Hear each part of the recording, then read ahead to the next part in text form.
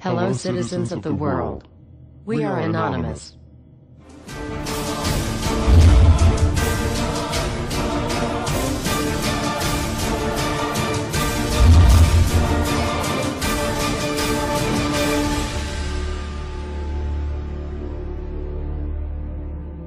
Dear brothers and sisters, now is the time to open your eyes.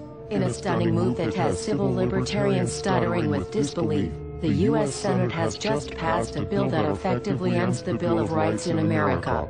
The National Defense Authorization Act is being called the most traitorous act ever witnessed in the Senate, and the language of the bill is cleverly designed to make you think it doesn't apply to Americans, but toward the end of the bill, it essentially says it can apply to Americans if we want it to. Bill summary and status. 112th Congress 2011 to 2012 S 1867. Latest title, National Defense Authorization Act 4.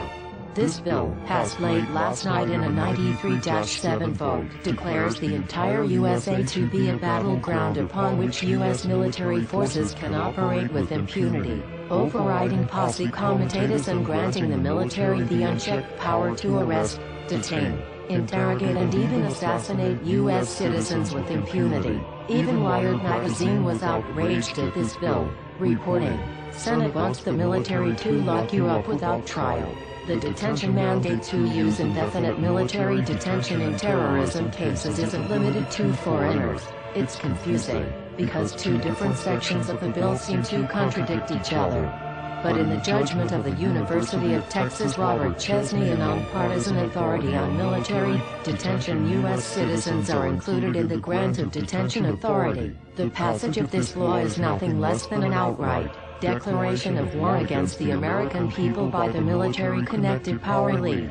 If this is signed into law, it will shred the remaining tenets of the Bill of Rights and unleash upon America a total military dictatorship, complete with secret arrests, secret prisons, unlawful interrogations, indefinite detainment without ever being charged with a crime, the torture of Americans and even the legitimate assassination of U.S. citizens right here on American soil. If you have not yet woken up to the reality of the police state we've been warning you about, I hope you realize we are fast running out of time.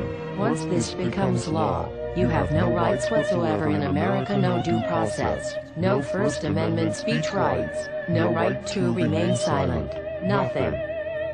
The U.S. Senate does not want us to speak. I suspect even now orders are being shouted into telephones and men with guns will soon be on their way. Why? Because while the truncheon may be used in lieu of conversation, words will always retain their power. Words offer the means to meaning and for those who will listen, the enunciation of truth. And the truth is, there is something terribly wrong with this country, isn't there? Cruelty and injustice, intolerance and oppression, and where once you had the freedom to object, to think and speak as you saw fit, you now have censors and systems of surveillance coercing your conformity and soliciting your submission. How did this happen? Who's to blame? Well, certainly there are those who are more responsible than others, and they will be held accountable. But again, truth be told, if you're looking for the guilty, you need only look into a mirror. I know why you did it. I know you were afraid. Who wouldn't be? War, terror, disease. There were a myriad of problems which conspired to corrupt your reason and rob you of your common sense. Fear got the best of you, and in your panic, you turned to the now president in command, Barack Obama. He promised you order. He promised you peace. And all he demanded in return was your silent, obedient consent. More than 400 years ago, a great citizen wished to embed the 5th of November forever in our memory. His hope was to remind the world that fairness, justice, and freedom are more than words, they are perspectives.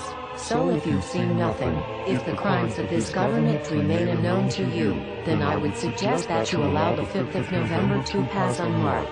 But if you see what I see, if you feel as I feel, and if you would seek as I seek, then I ask you to stand beside one another, 1 year from November 5th, 2011, outside the gates of every courthouse of every city demanding our rights. Together we stand against the injustice of our own government. We are Anonymous. We are Legion. United as one. divided by 0. We do not forgive censorship. We do not forget oppression. U.S. Senate. Expect us.